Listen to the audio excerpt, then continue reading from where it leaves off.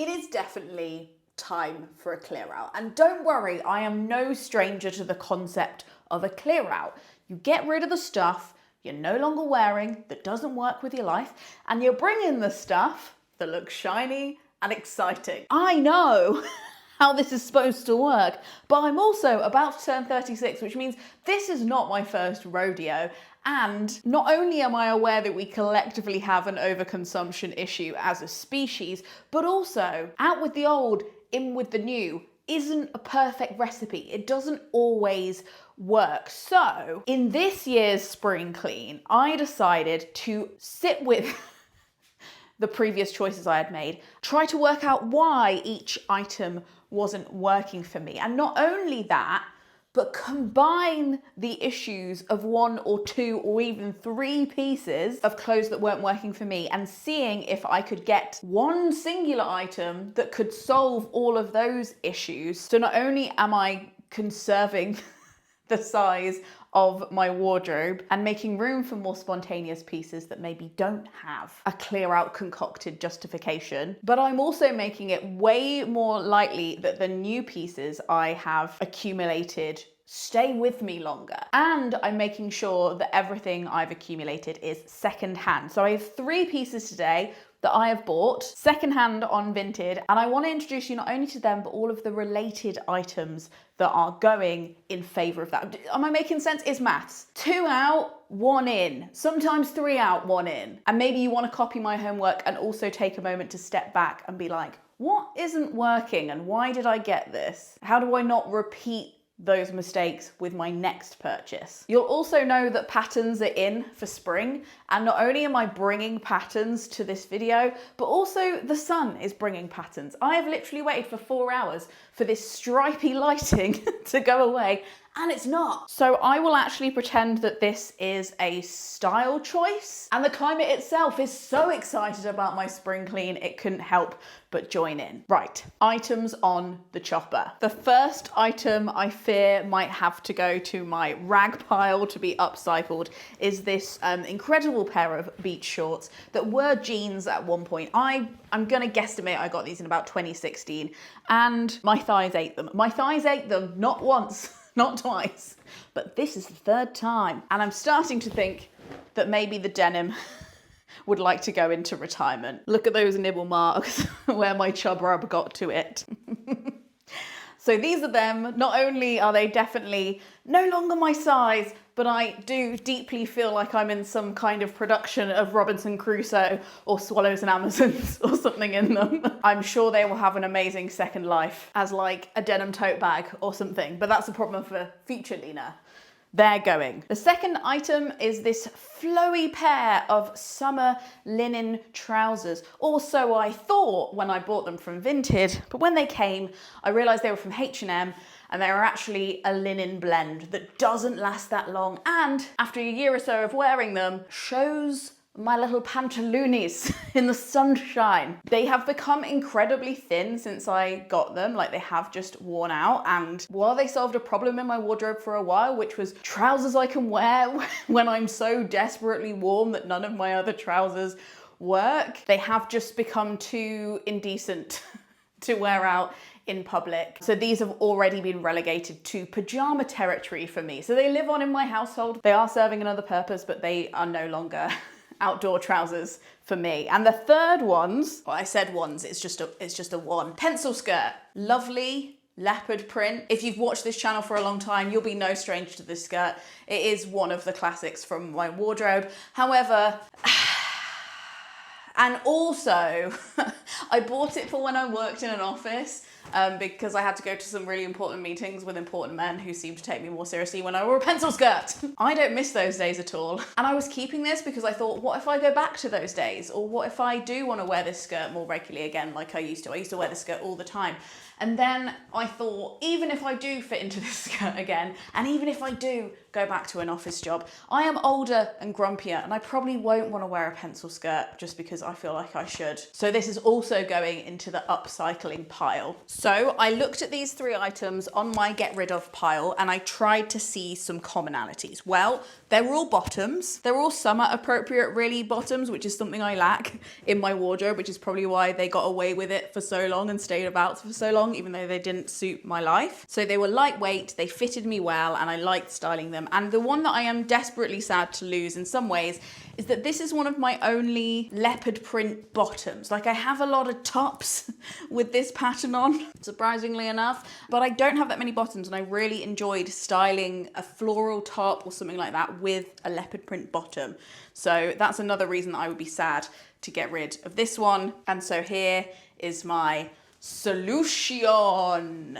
These are originally Beyond 9, which is a brand that started off as a maternity brand because it's like you want clothes that you can wear beyond your 9 months, like into the rest of your life. But they just kind of cater for everybody. They just have a kind of like, we make comfy clothes for people kind of vibe. I saw these trousers when they first came out new on their website, and I was like, I'm gonna sit on Vinted until they come up in my size, and lo and behold, they have. Now, what I like about these trousers is that they combine the summer chub rub proofness of the jeans with the floatiness of the linen trousers and the print of the pencil skirt. They're incredibly lightweight, they have loads of room in them, and I can fight off baddies in them too, which is very important. But they also kind of look a little bit formal. I don't know if you can tell, but the fabric is very lightweight, but it's drapey as well. So I do feel like I could go to an important meeting in these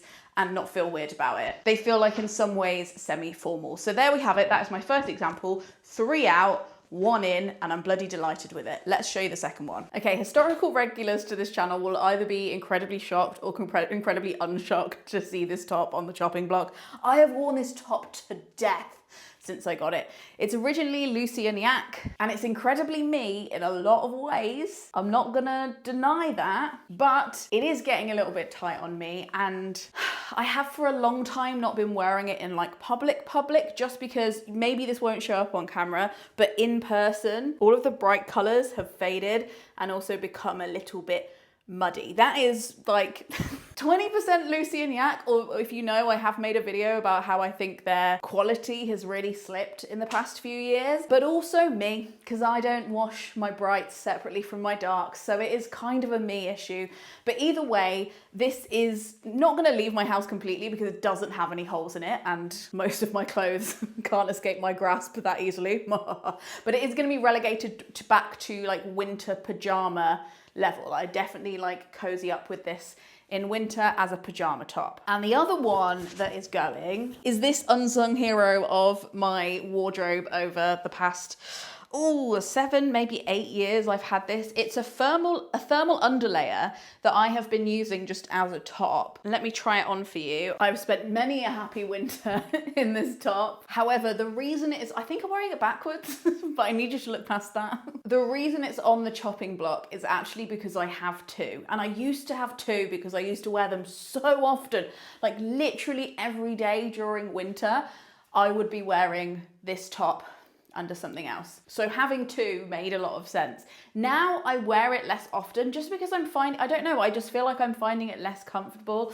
And I've also really got into knitting over the past few years. So now I have some absolutely excellent 100% wool jumpers to keep me warm in the winter. So it feels like there's less need for these. And I've noticed that I'm not really getting it out as much. So at least one of them has to go. And also I have been finding that I'm not enjoying it that much as a layering piece as I used to. I used to really like the look of like a really high turtleneck with layered other pieces, and I just don't like it as much anymore. And also I'm finding this neck like, unless I really need it and I'm feeling really grateful for it, I'm finding it a little bit overwhelming. I really like the look of a polo neck, I do, but at least 5 or 6 times during this winter I caught myself putting this top on and then having a little check-in with myself and being like, I immediately have to take this off. My senses cannot deal with it. I feel like I'm being choked. So if we combine the issues of this top and this top, we get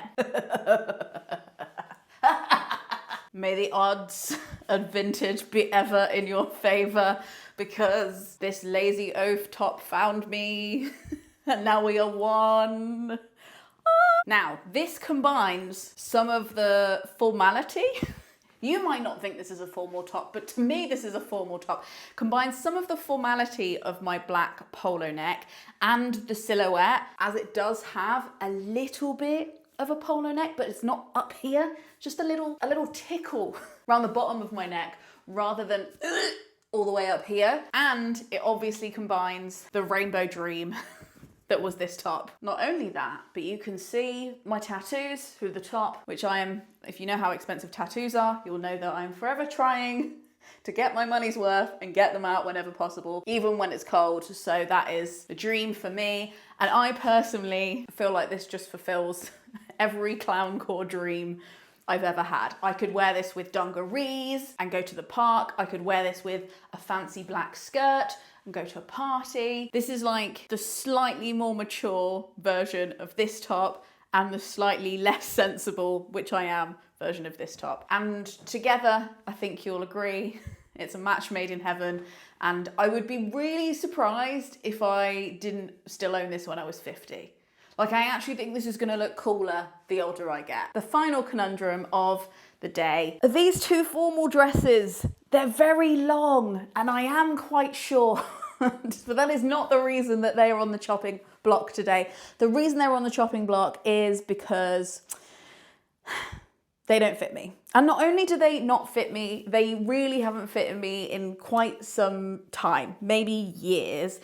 And it's not just that, because I don't think I'm somebody who just get rid of something because it doesn't fit you right now, because my body changes quite a lot, but also because that it's such a specific size that they fit me at, that I would rather have dresses in my wardrobe that have a little bit of wiggle room, you know, like a tiny bit of elastic, a tiny bit of adjustableness, because I just feel the pressure of owning these two beautiful dresses and them not fit me. So I hope for that reason you'll forgive me for not trying them on, because I just really don't want to live that again. And I want them to go to homes where they'll be truly loved. This one, you might remember I made some shorts about it when I got it. Must be like 3 or 4 years ago now. I saw it on a secondhand app. It was just on there for like 5 or 6 months and I had it saved. And I was waiting for somebody to buy it and nobody did. And it was kind of like watching like the ugliest puppy in the window and being like, somebody needs to adopt this, it's too weird. And it turned out to actually be really cool. I love how this looks. I think it's very like disco Helena Bonham Carter. It has shimmers underneath this part of the dress. And I just think it looks incredible. And I have had so many good party nights in this. When it calls for sequins, I reach for this and I'm very excited about it. But realistically, I have worn it at least to 5 or 6 parties at this point. And I think like when I have been going to parties, which is not that often I invite to that many parties, when I do, this isn't the one I reach for. I'm much more likely nowadays to reach for one of the dresses that are more size adjustable or more comfortable and less restrictive, but also like arguably a dress I have made, because since I bought this dress, I have got way more into sewing my own clothes. And if I'm going to a party that's that cool, I want to be wearing something that I've worn so I can go, yeah, thanks, I made it. I don't love this would only work for like really formal occasions. I'd love something that is a little bit more versatile, so I could wear it to a party, but I could also make use of it the rest of the year round. And then the other dress is this beautiful linen dark navy dress. I love the cut of this. I love how big the skirt is. I love how dramatic it is. I love the neckline that comes up really high. I love that it doesn't have any arms. I love it. Again, it just hasn't fitted me in a very long time, and it is a very specific size. Like if it's a little bit too big, like occasionally it's been a little bit too big on me, and then I felt like it hasn't looked very good. And as soon as you are just a tiny little bit too big for it, it also doesn't look or feel very good at all. So you have to be somebody who has like quite a consistent size to wear this dress in particular. And I just know that it is such a beautiful and carefully made piece with like French seams and stuff, and it's almost made me feel bad every time I look at it in the wardrobe, because I'm like, I'm sorry, I never did you justice. So what do you get when you combine this color and silhouette but in a casual fabric like linen, and this more formal floor length dress that is fit for a party? You get dun dun dun dun dun dun. This is really hitting all of my like grungy Vivienne Westwood-esque dreams. This dress is originally from Never Fully Dressed, and I did have to stalk Vinted for a long time before I found it, but found it I did. It is completely mesh on the top, and I have opted to put this tank top underneath. I absolutely love these hems that have been around for a couple of years now, and I've been looking for a piece that would fit in really well with my wardrobe, because there's lots of ones that are just like white on the top and then black on the bottom, or red on the top and pink on the bottom, and I just never found like a color combination that I liked. And then this is the one dress that I found where I was like, wow, it's all one color, but because this part is mesh and then this part is opaque, you can still see the outline of this amazing hem without color blocking two different colors in the dress. And for some reason that just appealed to my sensibilities a lot more. I could hoink this up a little bit like this, so it'd be a bit more risque and like, ooh, or I could completely roll it down and then you don't see any belly at all. So I think that makes it really versatile for the kind of event you might be going to. The model that I saw in this dress was a very similar size to me and was wearing like quite a booby bra just underneath, which I would love to have the confidence to do. Maybe I will, but I like the fact that there are options. This could also just pass for quite a casual dress. I think if I just put like sandals with it and a tote bag and a very casual jacket, I think it would be very normal just to wear this out. But it does it just has a lot more plume than a lot of other dresses. This is 1 layer, 2 layers of mesh. Oh, it's only 3 layers. It feels like a lot though. Yeah, there's like 3 layers of mesh down here, so it makes it much more twirly and dramatic than it would be in a more casual dress. And I know that not everybody would, but I would totally go to a pub quiz in this, but would also feel comfortable being like a wedding guest in this dress. So I just think there are loads of elements that attracted me to this dress, for instance, like the cut of the neck and the arms and the way it hits on your waist, like the area it hits on your waist and the big skirt. And it combines the transparent net of this dress and its length and a little bit of its glamour, but it's like its own thing in itself. And if I don't get invited to a party all year, then this thing still might get an outing, and that's comforting. I also just think it's a very like me dress without being too summery or bright. Like sometimes I am in this kind of mood, or I don't want to feel like I'm trying to be really gobby with my outfit, but I do still want to be a little bit extra because inherently I am like a little theatre kid, and this is the perfect dress for that. Or potentially a funeral. Would you let me come to your funeral in this dress? Obviously not just with the bra, maybe, but like this. Let me know in the comments below. Thank you so much for watching this video. I hope if you have a clear out coming, this video has given you a few ideas of how to analyze what went wrong and the stuff that you're getting rid of, and how to get pieces that you'll keep for longer and work better for your life. If videos on conscious consumerism, as somebody who is in no ways a minimalist and still absolutely bloody loves clothes and the art of clothes, then you might like any of the videos in this playlist. And thank you so much to the Gumption Club, who support this channel and make it possible for me to run a channel that critiques capitalism in a fun way in this economy. Something that I personally think is a freaking miracle. So that's all down to them. So thank you to them. If you'd like to join, I leave the links below. Tell me something that you have gotten rid of or bought recently in the comments below. I'm very nosy. I love to hear about it. Frogs knock out.